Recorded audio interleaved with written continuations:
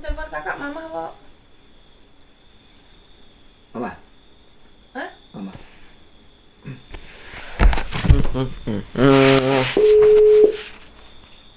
Jangan speaker. Selamat pagi kak. Baru selesai doa buka. Nah, kita kembali lanjutin ke pelajaran yang judulnya itu tindakan asing Tuhan. Kalau di situ the strange act. Suaranya papa kakak dengar nggak? Iya. Tapi kecil. Oh, turun aja. Iya. Kamu mendekat aja. Lemparnya aja. Enggak. Itu yang bukunya di apa? Yang di tag Daryl itu loh kak, yang dikasih titik Daryl itu ke atas bagian. Yang mau dibaca. Yang kemarin.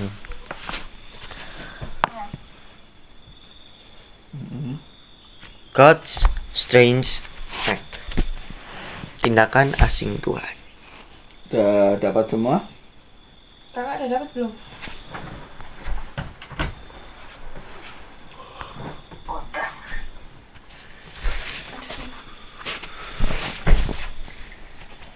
Halaman berapa kemarin?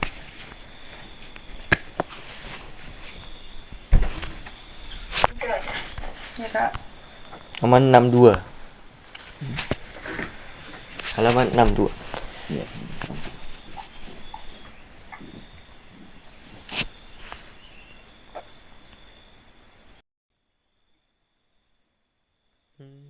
Aku malah nggak bisa buat buka.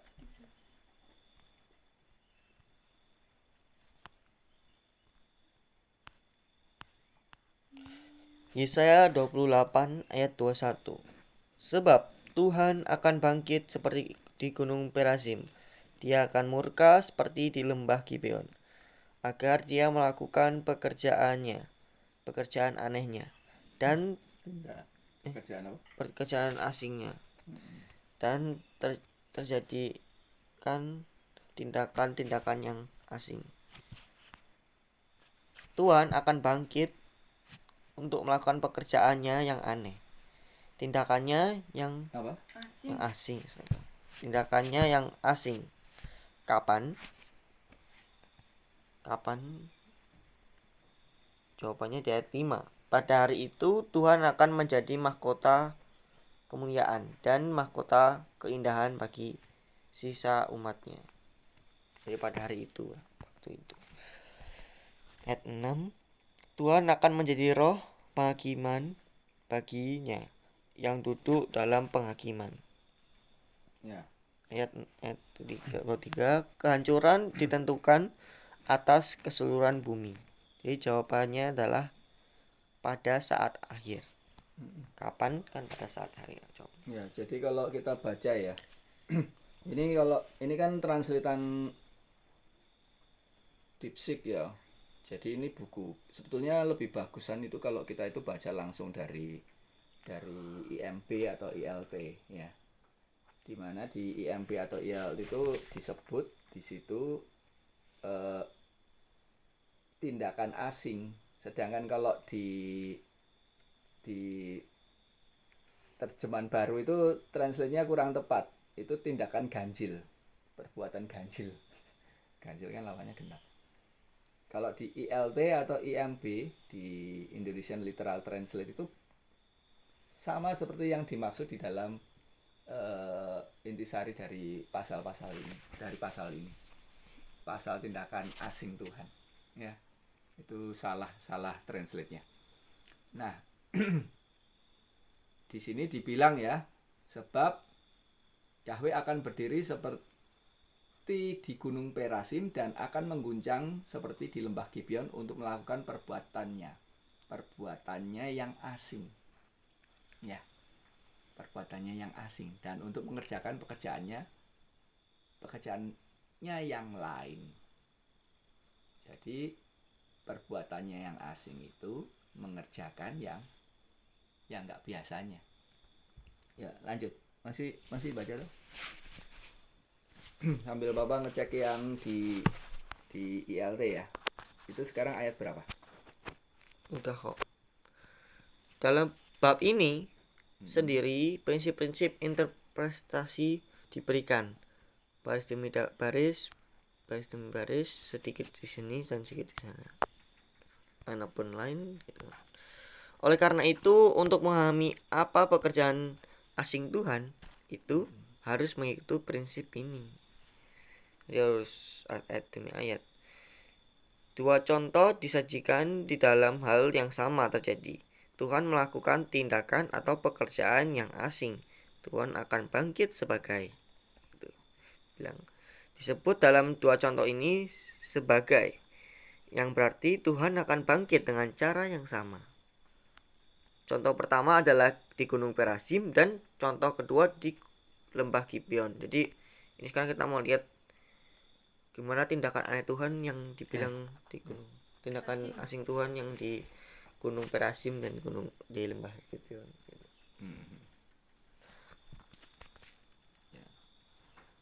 Soalnya kan sini nggak dibilang kan di ayat lanjutannya. Enggak.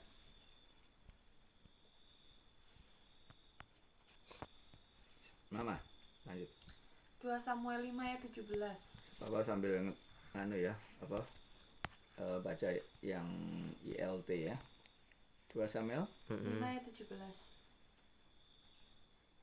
Oke. Ya, silakan dibaca. Tetapi ketika orang Filistin mendengar bahwa mereka telah mengurapi Daud sebagai raja atas Israel, semua orang Filistin datang untuk mencari Daud. Dan Daud mendengarnya lalu turun ke Palka, Ke kubu pertahanan. Ayat 18. Orang Filistin juga datang dan menyebar ke lembah Refaim. Dan tersebar ya di lembah Refaim. 19. Dan Daud bertanya kepada El kemarin Lord ya? Yahweh Tuhan. Iya, Lord ya. Katanya, haruskah aku pergi kepada orang Filistin? Maukah engkau menyerahkan mereka ke tanganku? Dan berfirmanlah Tuhan kepada Daud, naiklah, karena aku pasti akan menyerahkan orang Filistin ke dalam tanganmu. Ayat 20. Lalu datanglah Daud kepada Baal Perazim, dan Daud memukul mereka di sana. Dan berkata, Tuhan telah menimpa musuh-musuhku di hadapanku, seperti pecahnya air.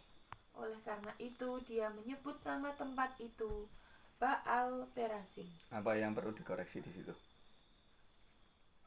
Sesuai dengan pelajaran sebelumnya tentang the bridge.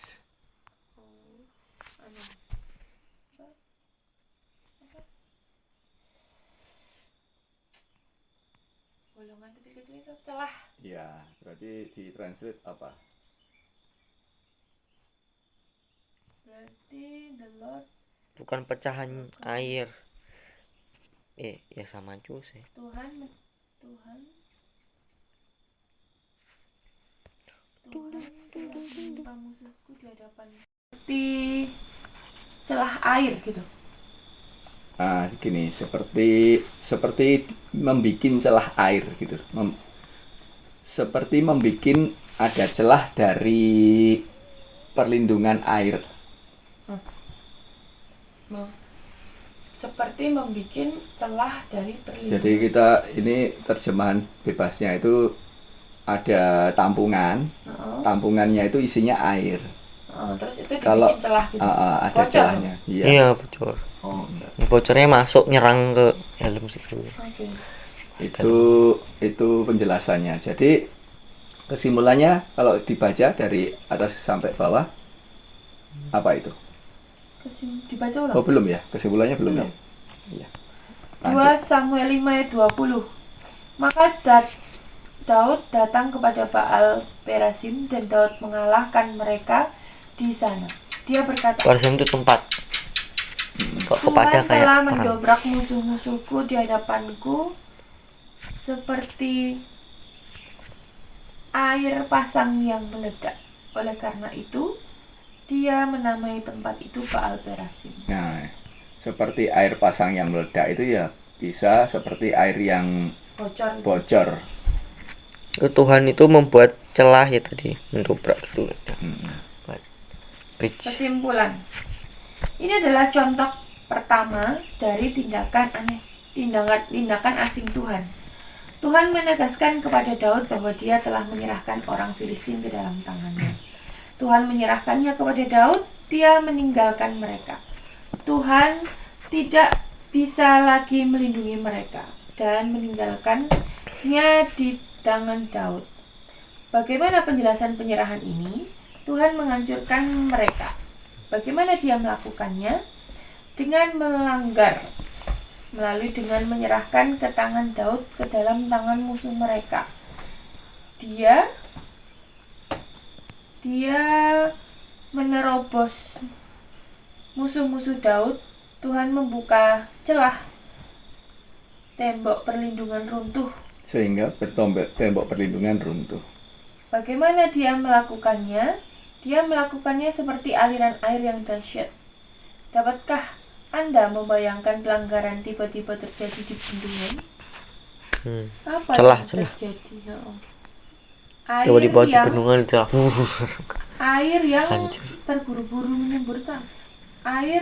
terburu-buru menyembur keluar, dan itu tidak mungkin untuk dihentikan. Demikianlah penarikan perlindungan Tuhan. Mengapa tempat itu disebut Baal Perasim? Perasim berarti pelanggaran. Bukan pelanggaran. Apa kemarin? Bridge. Celah. Perasim berarti celah. Oleh karena itu tempat itu disebut Tuhan dari celah. Iya, Tuhan dari celah. Yusuf lagi enggak udah. Nah, bisa ditangkap maksudnya dari tindakan asing Tuhan ini gimana? Kalau dari ayat-ayat yang dibaca Mama tadi, tahap-tahapnya gimana? Tindakan asing Tuhan itu seperti apa? Jadi tindakan asing Tuhan itu adalah tahapnya. Itu kan ada contoh pertama dari tindakan asing Tuhan, yang mana di situ ditunjukkan Daud sebagai musuh dari orang Filistin. Orang Filistin pun dilindungi oleh Tuhan. Perlindungannya itu diibaratkan sebagai sebuah pagar, ya. Bendungan. Ya, jadi pagar bendungan. Dan ketika Tuhan mengizinkan untuk perlindungannya itu tidak ada, maka langkah yang dibuat adalah dia mengizinkan celah dalam perlindungan itu terbuka, dan kekuatan musuhlah yang akan masuk di dalam atau keluar, ya. Ya, kalau kita perlindungan berarti masuk lah, supaya air nggak menenggelamkan kita. Jadi orang Filistin itu dilindungi oleh perlindungan tersebut, dan kalau itu celahnya ada, maka ada kekuatan musuh yang masuk menyerang orang Filistin. Jadi perlindungan Tuhan sudah tidak ada lagi. Daud di sini sebagai. Dan yang menjadi musuh itu adalah Daud di sini. Daud diizinkan oleh Tuhan untuk sebutannya itu Daud untuk menjadi airnya gitu. Sebutannya itu air. Filistin diberikan ke tangan Daud. Jadi diizinkan untuk diserahkan kuasanya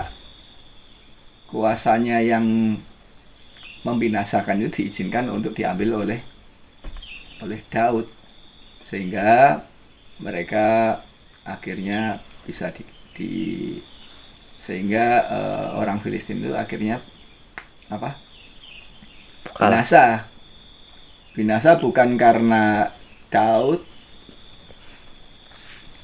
tetapi binasa karena mereka sendiri, karena mereka itu nggak mau dilindungi. Itu sebenarnya pilihan dari orang Filistin sendiri. Nah, selanjutnya Itu akhirnya ya. Jadi Hmm?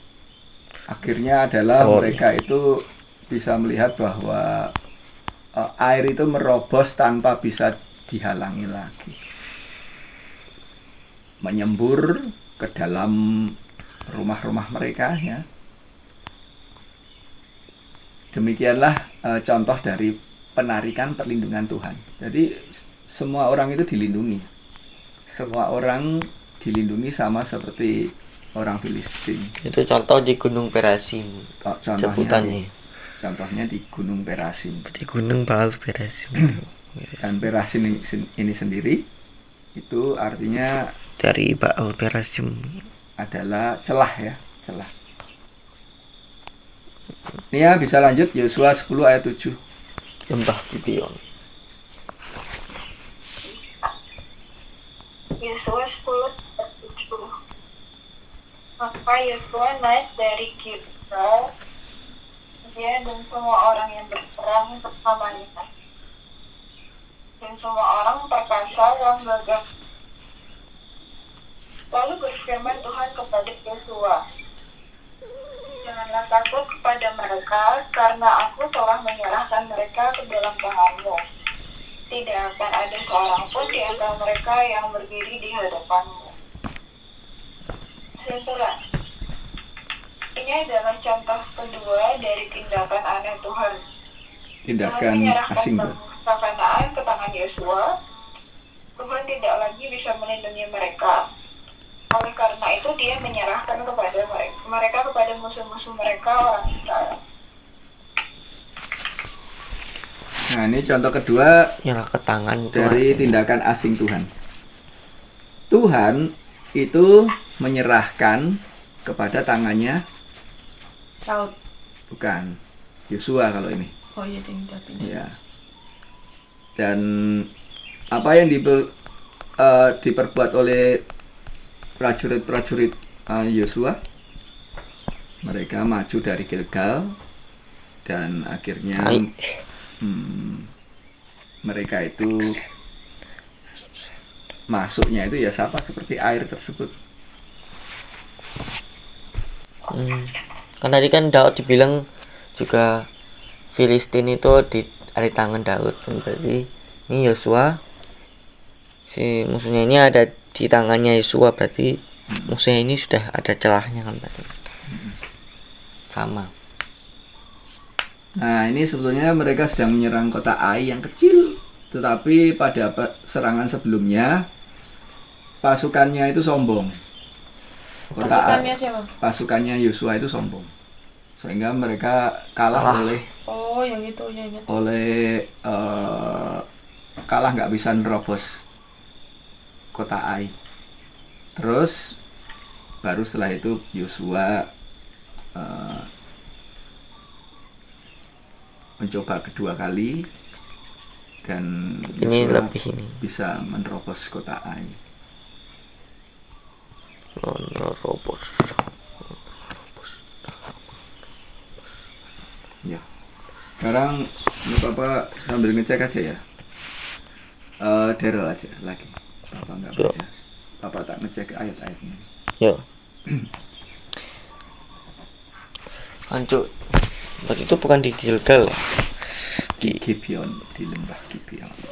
Maksudnya itu bukan di lembah Gibeon. Lembah. Itu lembah Gibeon berarti ya? Oh ya. Yesaya 28 ayat 21.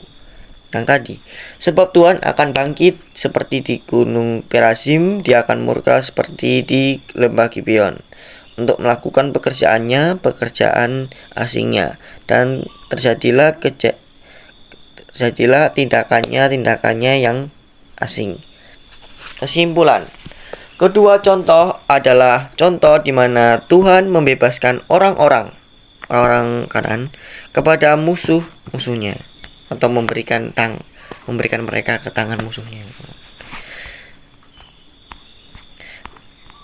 Ada celah di pagar pelindungan Tuhan dan musuh. Dalam hal ini umat Tuhan, musuhnya itu umat Tuhan dapat masuk seperti air deras.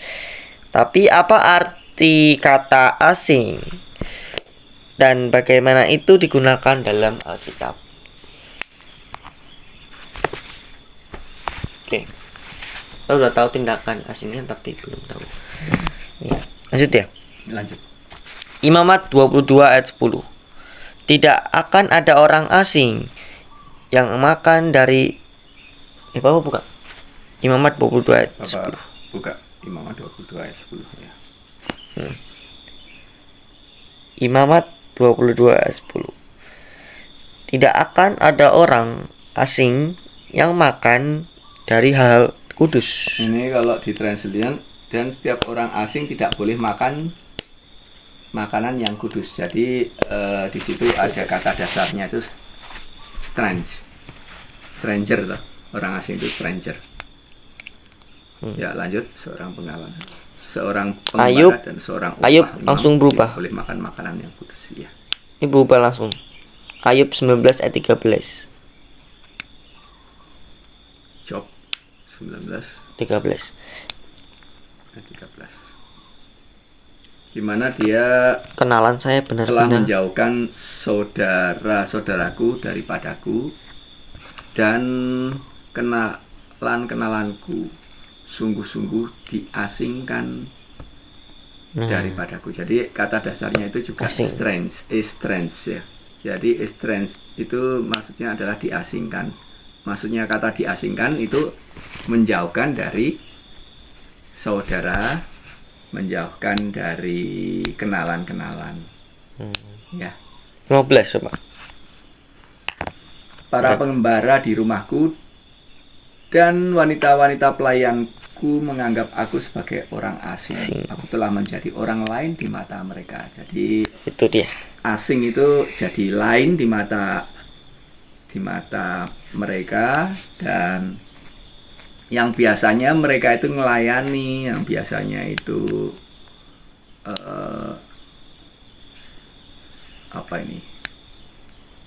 yang biasanya itu membantu ya. Jadi kan di situ dibilang maids itu pelayan-pelayan. Yang biasanya itu orang yang ada di rumah, misalkan tukang kebun, hamba-hamba ya. Kalau di sini Ayub kan punya banyak hamba juga. Itu menganggap Ayub itu bukan tuannya, yang biasanya itu melindungi mereka. Kayak Ziba ya. Itu menganggapnya itu bukan tuannya. Itu yang disebut sebagai keadaan asing. Kalau di sini keadaan asing berarti kita bisa nanti akan konekkan apa maksudnya hubungan antara orang asing dengan tindakan asing. Lanjut. Yesaya 1 ayat 4.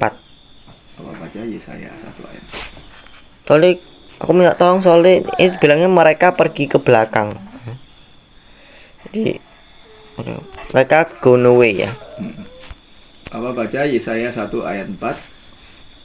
Ah, bangsa yang penuh dosa, umat yang syarat dengan kejahatan, benih orang-orang jahat, anak-anak yang rusak. Mereka telah meninggalkan Tuhan. Mereka telah merendahkan yang Maha Kudus Israel. Mereka telah berpaling membelakanginya. Jadi gone away ini adalah tindakan yang membuat orang tuh kayak asing gitu.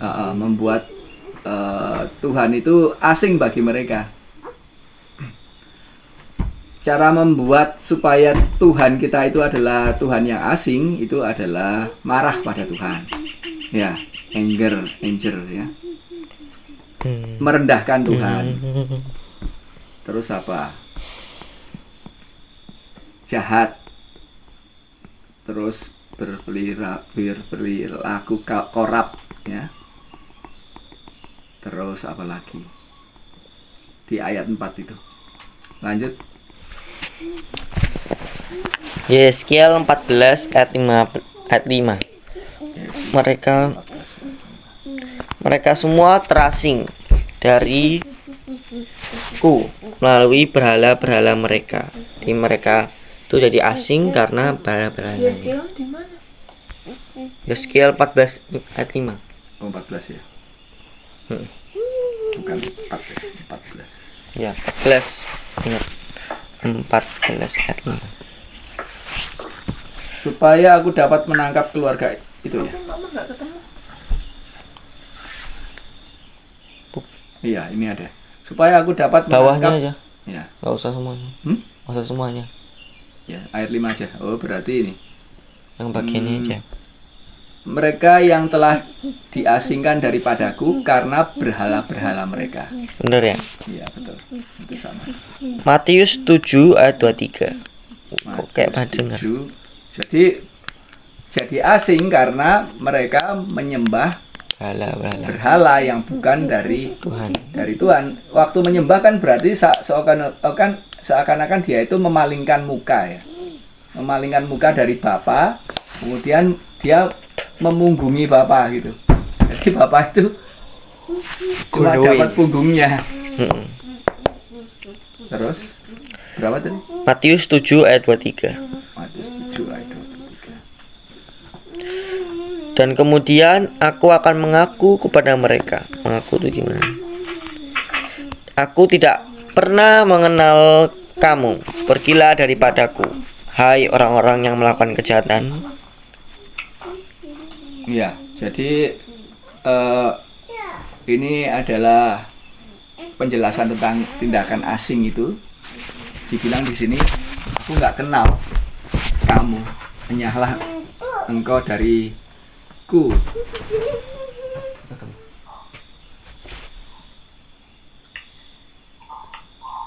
Kenapa? Belum ketemu? Oh, lagi nyari PDF.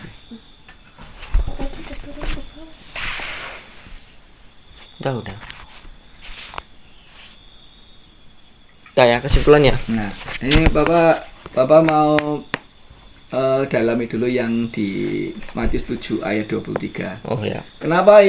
Kenapa kok bisa dibilang nggak kenal, padahal di ayat 22 itu orang-orang itu berkata kepada Tuhan, Tuhan, bukankah dalam namamu kami telah bernubuat, dalam namamu kami mengusir roh jahat, dalam namamu kami melakukan banyak mujizat. Jadi gini, di sini dibilang ya, Tuhan, ini kalau Papa translate dengan pengertian yang kita sudah pelajari, nama itu adalah apa? Karakter. Iya. Jadi orang-orang itu bilang gini, Tuhan, bukankah dalam karaktermu kami telah bernubuat? Bukankah dalam karaktermu kami mengusir roh jahat? Dan dalam karaktermu kami melakukan banyak mujizat. Artinya mereka itu seolah-olah kenal dengan mereka ngaku, mereka itu ngaku. Punya karakter. Iya, mereka ngakunya itu sudah melakukannya pakai karakternya Tuhan. Mereka ngakunya ngerti karakter Tuhan, tetapi ternyata dijawab aku nggak kenal. Artinya mereka itu sebenarnya nggak kenal karakter Tuhan. Lanjut tahu dulu kamu. Ya, kesimpulannya udah? Belum. Pekerjaan yang asing berarti bahwa Tuhan membuat dirinya menjadi orang asing. Itu berarti bahwa dia melakukan sesuatu yang asing bagi dirinya. Tuhan menjadi orang asing bagi mereka. Ya, alien itu foreign, alien itu kan artinya sama ya. Orang luar negeri, orang luar planet gitu. Tapi asingnya itu bagi mereka aja. Tuhan berbalik, menjauh, menarik dirinya dari mereka. Dia tidak lagi mengenali mereka. Dia asing. Mereka menjadi orang asing baginya. Ini adalah tindakan asing Tuhan. Tindakan aneh ini tindakan asing ini adalah konsekuensi alami dari pengusiran Tuhan dari kehidupan seseorang. Dan dia mengabulkan penghapusan kehadirannya ini. Ketika dia terus diminta. Ntar ke bawah dulu. Ketika dia terus diminta. Jadi pada akhir zaman waktunya itu ya kan, kalau di ayat awalnya loh, di akhir-akhirnya itu Kristus akan berkata kepada orang-orang fasik, ini asing, tindakan asing Tuhan, aku tidak pernah mengenal kamu, pergilah dariku. Itu dia. Ini adalah tindakan asing Tuhan. Apa yang asing tentang itu? Bahwa bahkan jika ibu melupakan anak-anaknya, Tuhan akan bilang, Tuhan berkata, aku tidak akan pernah melupakan kamu. Yesaya berapa? 49. Yesaya 49 ayat 15. Kenapa Tuhan bilang dia asing? Padahal orang yang dilupakan ibunya aja dia bilang enggak kan. 49 ayat 15. Yesaya 49 ayat 15. Dapatkah seorang wanita melupakan anaknya, atau dapatkah seorang ibu melupakan anaknya yang masih menyusu, sehingga dia tidak menyayangi anak kandungnya? Sekalipun mereka dapat melupakan, tetapi aku tidak akan melupakan engkau. Ini keadaan awalnya, ya. Awalnya Tidak dilupakan. iya. Terus sudah. Belum. Jadi Tuhan diminta untuk melakukan sesuatu yang bertentangan dengan kerinduan orang tuanya. Jadi ini Tuhan diminta untuk melakukan sesuatu yang karena dia asing. Jadi kan asing itu kan beda. Harusnya dia kan kayak lebih dari orang tua, tapi dia melakukan yang Jadi asing. perlawanan lawan dari tindakan yang biasa dilakukan oleh seorang ibu kepada anaknya. Nah, Artinya gara-gara siapa Tuhan melakukan seperti itu kamu awalnya? Tindakan asing ini awalnya dari siapa? Dari siapa yang apa? Yang ngapain? dari manusia yang berbuat Manusia yang keluar dari perlindungan. Lebih tepatnya kalau keluar itu melakukan kejahatan, melakukan kejahatan, dan kemudian yang kalau Papa dapat dari ayat 22 dari Matius 7 itu malah itu nggak jahat loh. Nubuat apa jahat? Bernubuat aja nggak jahat. Menyembuhkan orang jahat apa enggak? Enggak. Terus apa lagi tadi? Ada 3 yang dilakukan. Itu secara global. dunia itu baik, tetapi yang lebih mengerikan lagi, mereka itu melakukan dengan tidak mengetahui karakter Tuhan yang sebenarnya. Jadi mereka mengakunya tahu karakter Jadi kayak Tuhan. orang Farisi. Aku bisa loh bernubuat. Nah, orang Farisi kan bisa bernubuat. Aku bisa. Dan orang dunia kan bisa bilang, aku bisa menyembuhkan dalam nama Tuhan. Tapi itu ternyata bukan karakter Tuhan. Aku menyembuhkan, tetapi ternyata berarti penting sekali untuk tahu karakter Tuhan. Karena ternyata selama ini kita masih buta atau nggak kenal dengan karakter Tuhan yang sesungguhnya. Itu kalau jadi kalau perbuat antara jahat dan baik pun itu bisa saja itu hati kita itu belum kenal karakter Tuhan saat kita menyembuhkan orang. Itu ya. Sekarang Mama lanjut. Sampai di mana?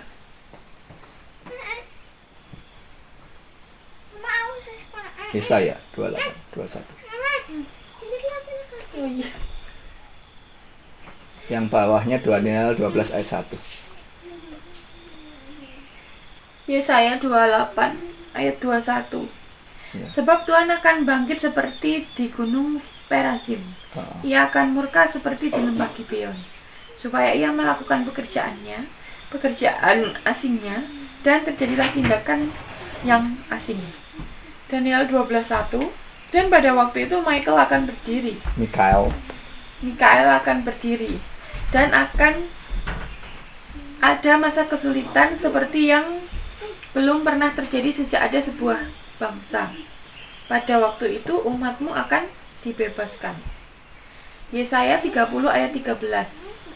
Oleh karena itu, kejahatan ini bagimu seperti celah yang siap untuk jatuh, membengkak di tembok yang tinggi, yang patahnya datang secara tiba-tiba dalam sekejap. Dan dia akan memecahkannya seperti memecahkan bejana tukang tembikar yang pecah menjadi berkeping-keping. Dia tidak akan menyisihkannya sehingga tidak akan ditemukan dalam ledakannya seekor kawanan untuk mengambil api dari perapian atau untuk mengambil air dari lubang. Lanjutin Kak. Yeremia 46 Kak.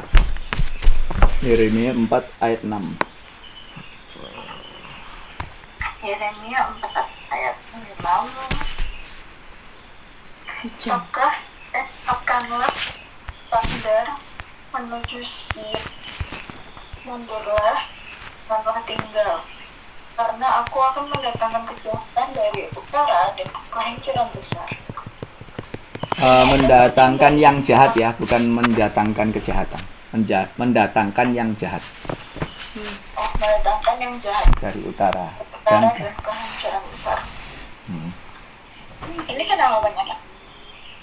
Terus singa itu muncul dari tempat-tempatnya dan perusak bangsa-bangsa lain sedang dalam perjalanannya. Wah ya, telah Dia muncul. pergi dari tempatnya untuk membuat negerimu terlantar. Ia Dan keluar dari kota-kota tempat. akan menjadi telanjang tanpa penduduk. Ya, ia keluar ya. Jadi yang keluar dari tempatnya itu adalah singa. Ini gambaran dari singa, itu gambaran dari kuasa yang dikendalikan oleh The Destroyer. Dan dibilang di situ kota-kotamu akan runtuh dalam kehancuran tanpa penduduk. Lanjut. 13. Celakalah kami karena kami manja. Apa coba? Apa? Jalanmu dan perbuatanmu telah memperoleh kalah Karena kita telah dihancurkan. Inilah kejahatanmu, karena itu pahit, karena itu mencapai hatimu. 22. Karena umatku bodoh, mereka tidak mengenal aku. Mereka adalah anak-anak bodoh, dan mereka tidak memiliki pengertian. Mereka bijaksana untuk melakukan kejahatan, tapi untuk berbuat baik mereka tidak memiliki pengetahuan. Maksudnya itu mereka itu pinter untuk melakukan kejahatan ya, bukan bijaksana. Mereka itu pandai dalam berbuat jahat, itu yang di situ. 23. Ada bijaksana yang dan lihatlah itu tidak berwujud dan hampa, dan langit dan mereka tidak memiliki terang. 24. Aku melihat gunung-gunung itu gemetar dan semua bukit bergerak ringan. Aku melihat dan lihatlah, tidak dia dan semua burung di tempat diri. Kesimpulan.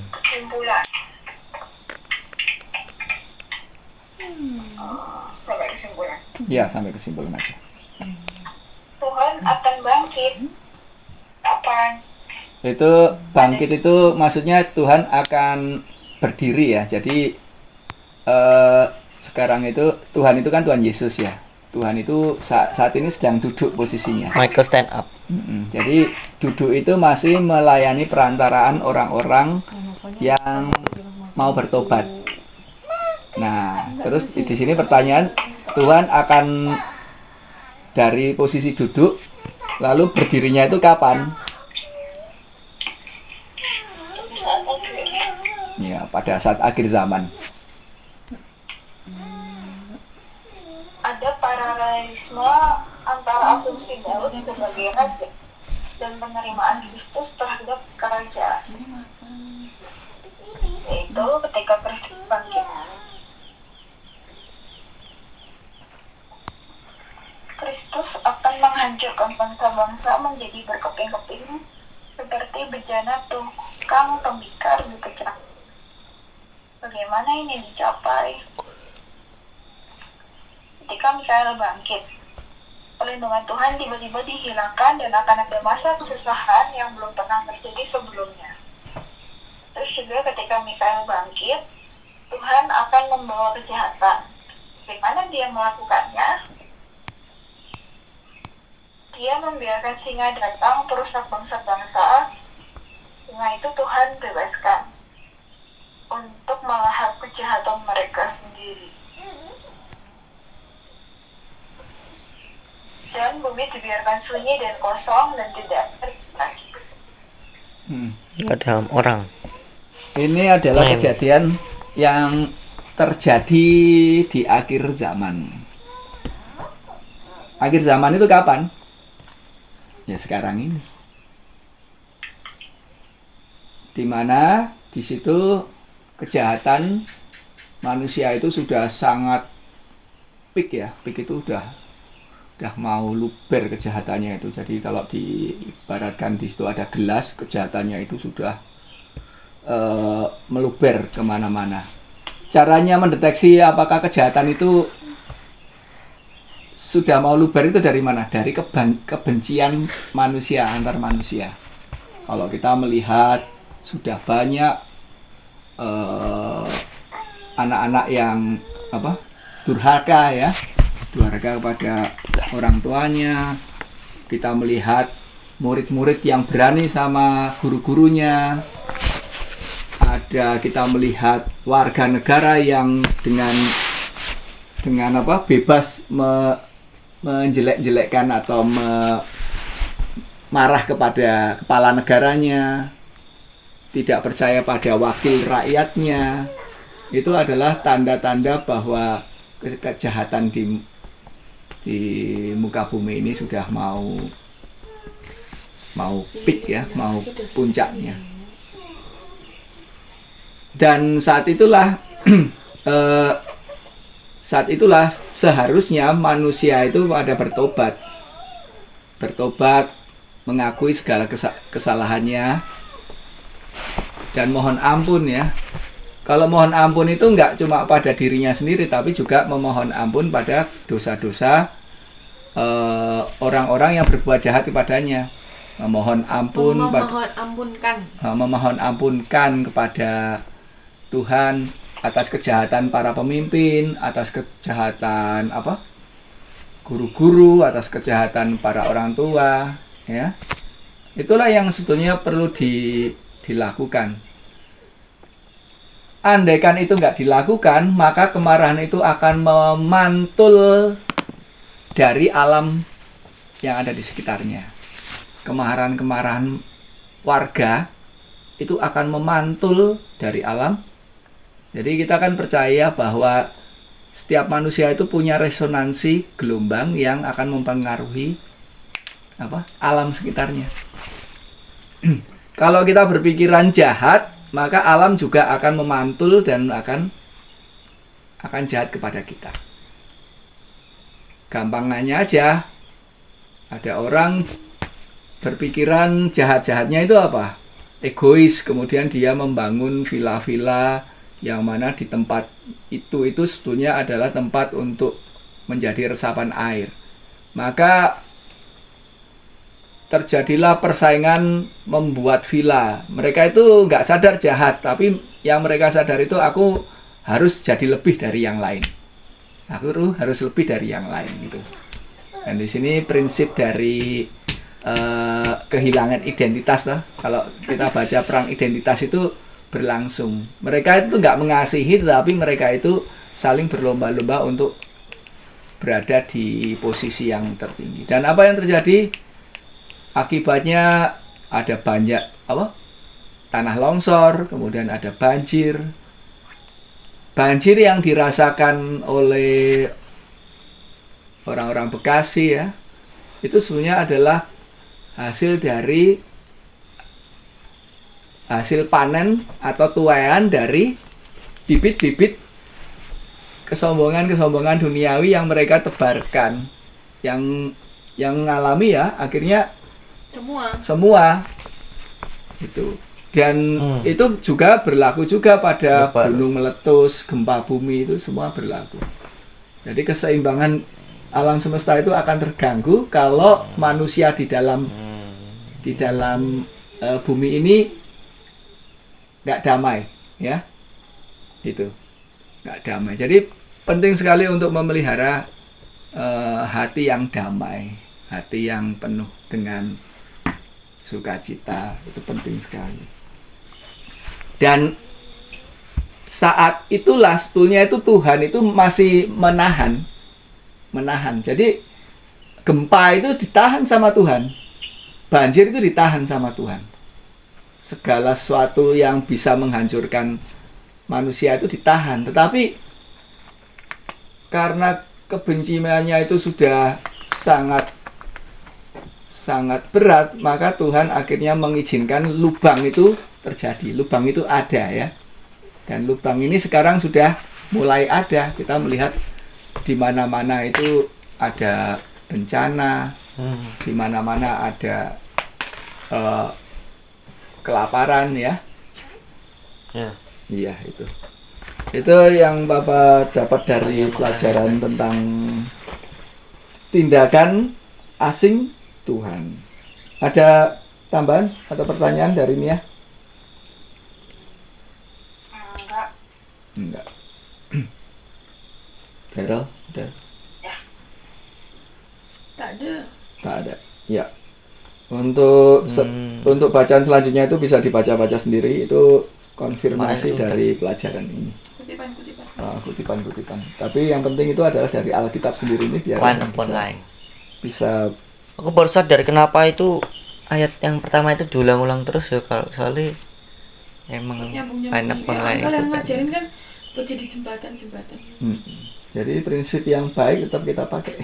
Prinsip yang baik dari kelompok yang lama tetap kita pakai. Ya kan? Jangan terus dibuang 100%, tetap kita pakai. Yang baik tetap kita ambil. Ya, itu saja. Kita berdoa. Nia berdoa. Oke. Mari kita berdoa. Selamat pagi ya Bapak. Terima kasih ya Bapak pada hari ini Engkau memberikan kami Islam sebelah pagi, pertama di hari Sabat. Barusan kami telah mempelajari sifat Bapak yang tidak sering kami dengar. Melalui itu pun kami juga lebih paham terkait hidupnya Tuhan, supaya nanti kita tidak melakukan hal yang tidak sesuai dengan Allah. Bapak, setelah ini kami dapat melanjutkan aktivitas. Engkau berkatilah supaya kegiatan kami dan juga bisa berjalan dengan baik. Juga lingkupilah kami dengan kesehatan, kebahagiaan, kedamaian, supaya kami dapat melakukan hari ini dengan penuh syukur. Terima kasih ya Tuhan buat penyertaan-Mu. Amin. Amin. Terima kasih.